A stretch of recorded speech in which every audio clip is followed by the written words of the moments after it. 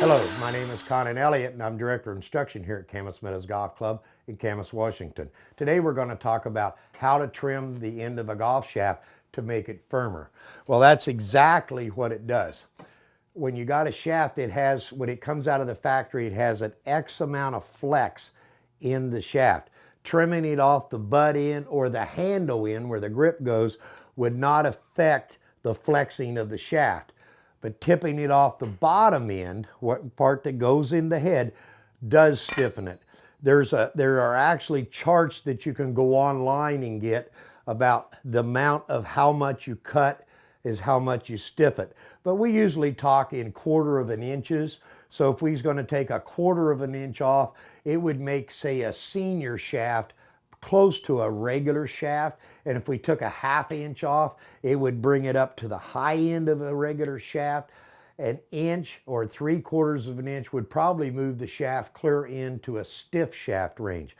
So when you're going to put a set of clubs together and the shafts haven't already been pre-tipped for you from the factory, then you have to tip them.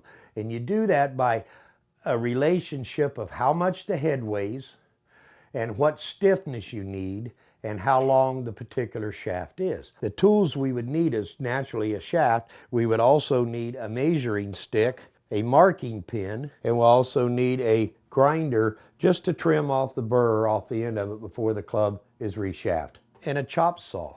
They make little chop saws just for this particular purpose. So if we put the shaft up to the end of a measuring stick, we'll take our marker and we'll do 3/4 just to show better. We'll make a mark right at 3/4. I like to double check that by laying it right on it. It's right where we need. Now it's ready to tip. So that's going to stiffen this shaft probably a flex and a half.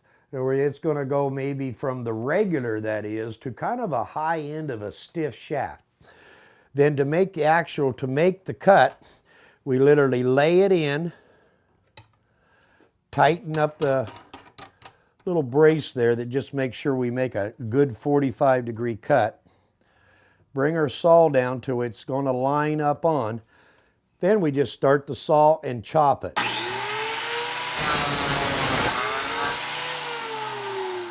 The next and final step is to take the burr that's on the end of that shaft off there so that the grip goes on smoothly and you don't get cut. So I'm going to turn on the buffing wheel, buff it.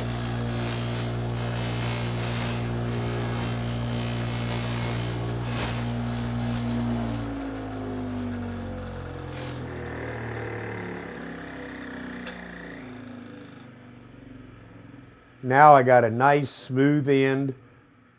Run my fingers over it, the shaft will go on very, very smoothly now. This is Conan Elliott, and that's how to trim a golf shaft to make it firmer.